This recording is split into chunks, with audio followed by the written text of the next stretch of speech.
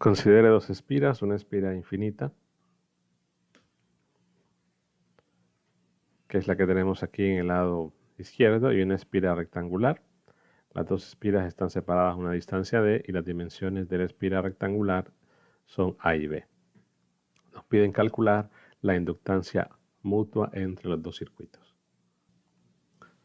Bueno, para resolver tenemos que recordar que en el caso de la inductancia mutua, llámese M sub I sub J o sub I sub K, voy a llamarle M sub I sub J, de acuerdo con la fórmula de Newman.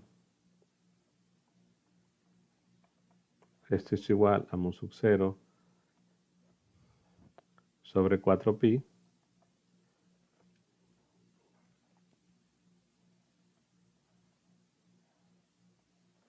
la integral en cada circuito, en el circuito I, en el circuito J, el producto punto de los diferenciales de línea del circuito, en este caso del circuito I, punto del circuito J, dividido entre el vector relativo R sub I sub J.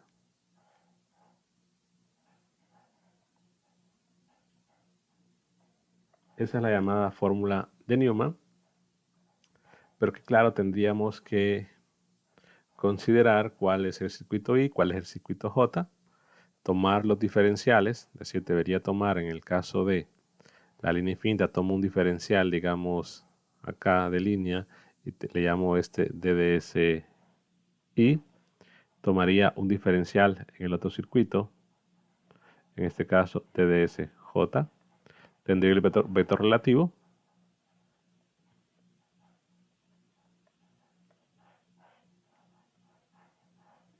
claro, para un cierto origen, pero la situación es que en este caso el DDSJ,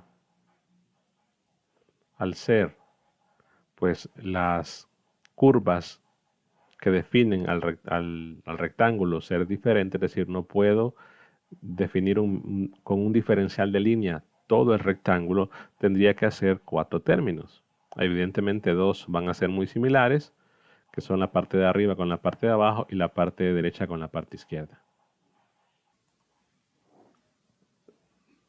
Por esa razón tendríamos entonces que plantear 4 integrales, es decir, los 4 tramos sobre la línea. Además, en este caso tendríamos que hay tramos que son perpendiculares,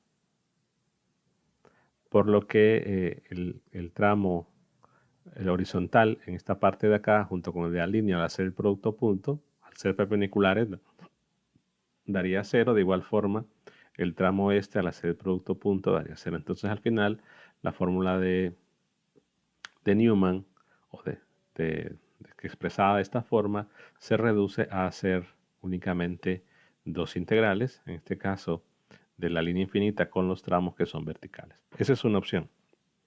Se puede trabajar y les queda a ustedes plantearlo de esa forma, van a llegar a la misma respuesta. Pero vean que el planteamiento de la fórmula de Newman,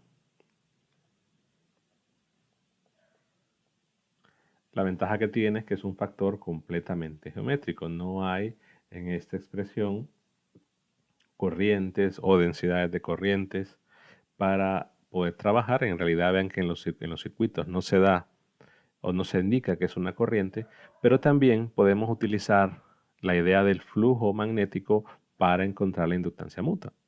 Recordemos que si yo escribo, digamos que este es el circuito I y este es el circuito J, si yo calculo el flujo que el campo del circuito I, el campo B del circuito I produce sobre el área que encierra el circuito J, esto es igual a la corriente en el circuito I por la inductancia mutua. De igual forma, si digo el flujo que el campo del circuito J produce sobre el área que encierra el circuito I, esto es la corriente del circuito J por la inductancia mutua. En ese sentido va a ser algo muy similar a lo que ocurre con capacitancia, que en capacitancia al tener dos conductores consideramos uno con carga Q, otro con carga menos Q. Calculamos la diferencia de potencial entre los dos, luego la capacitancia es la carga entre la diferencia de potencial y al final de cuentas ese factor de carga desaparece. Entonces igual acá, puedo considerar en uno de los dos, en cualquiera de repente en el que salga más simple, que hay una corriente, en este caso voy a decir que en la línea infinita hay una corriente,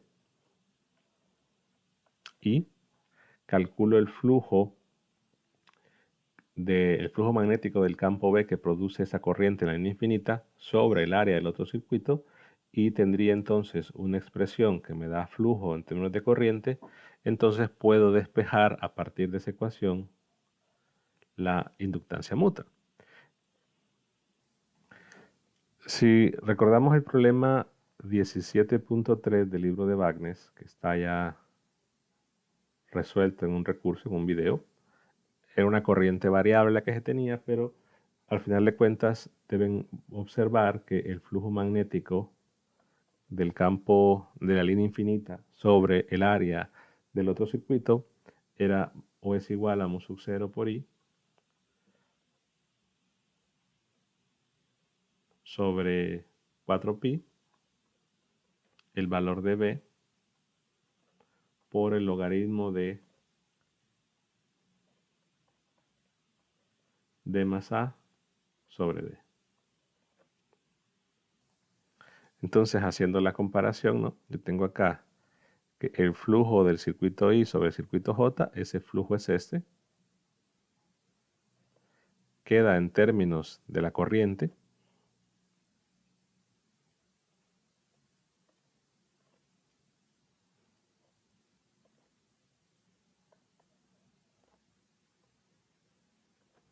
Por lo tanto, a la cantidad que esté multiplicando la corriente del circuito I, que en este caso es mu sub 0 sobre 4pi B logaritmo natural de D más A sobre D, es la inductancia mutua.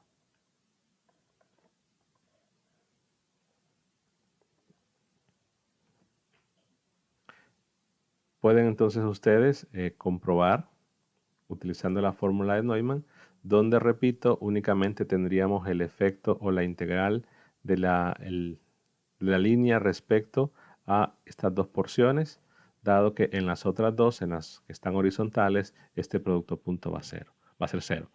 Deben llegar, evidentemente, a la misma respuesta, pero en muchos ejercicios aprovechar el flujo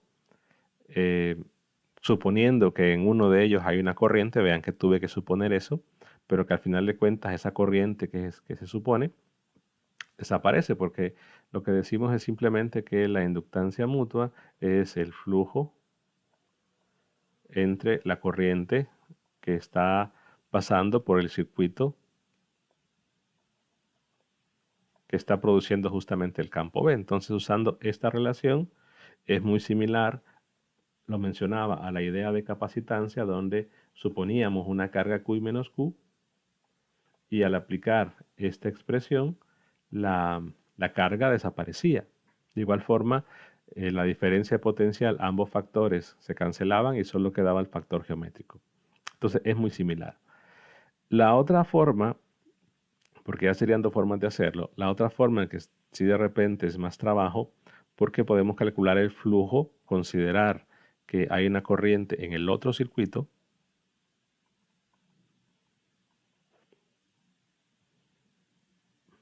pero calcular el flujo que el campo B producido por esa espira rectangular en un punto cualquiera, es decir, debo ver el flujo de ese campo B, debo conocer el flujo, el campo B, perdón, en un punto cualquiera. ¿Por qué? Porque recordemos que tendría, el flujo es la integral de B punto de dA, y para poder determinar ese flujo debemos conocer el campo B en cualquier punto, quizá no del espacio,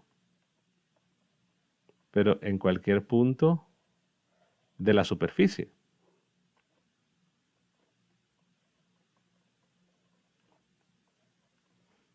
Del otro circuito. O sea que debo conocer B en cualquier punto. Quizás en el caso de una espira, rectangular, ustedes deben determinar si sí o no se puede determinar el campo B en cualquier punto de la región del otro circuito. La situación es que el otro circuito, ¿cuál es? Porque tengo, es decir, es el área que encierra el otro circuito, pero lo que tengo es una línea infinita. Entonces, lo que se considera es que para esa línea infinita,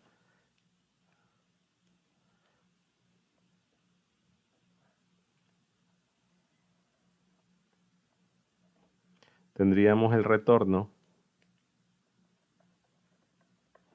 en el infinito.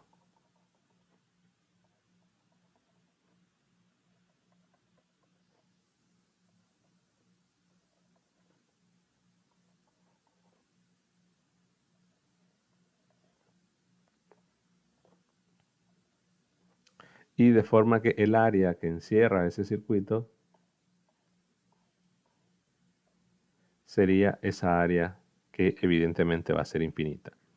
Entonces quizás eso ya implicaría que deberíamos de conocer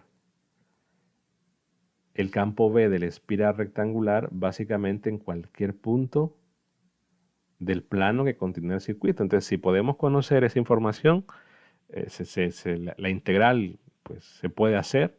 Entonces podemos calcular el flujo, pero vean que sería una integral en esa región infinita. Entonces, por ese caso, en este caso más bien, pues sale más fácil determinar el flujo que el campo B producido por la línea sobre el área del rectángulo que al revés. Si las integrales se pueden hacer o podemos concluir, porque repito, es una integral que normalmente en estos problemas cuando son espiras no tan buenas, en el caso de las, por ejemplo, sabemos que podemos calcular el campo B en cualquier punto en las líneas, en los cilindros, en los planos infinitos, pero en muchos casos tenemos espiras donde no podemos calcular el campo B en todo punto. Entonces, quizás eso va a imposibilitar poder despejar la inductancia mutua a partir del flujo en el orden contrario al que lo he tomado acá. Siempre buscamos, repito, la opción más simple. En algunos casos el recíproco, es decir, el flujo del campo B de la otra sobre el primer circuito, pues muchas veces no se va a poder realizar porque las integrales simplemente no existen funciones o no existen las integrales en sí, es decir, que dan en términos de funciones elípticas en muchos casos o integrales que de repente no se pueden hacer. Pero aquí tenemos entonces dos opciones. Les queda a ustedes utilizar la fórmula de Neumann y ya obtuvimos también, deben llegar a este resultado que es la inductancia mutua considerando el flujo magnético.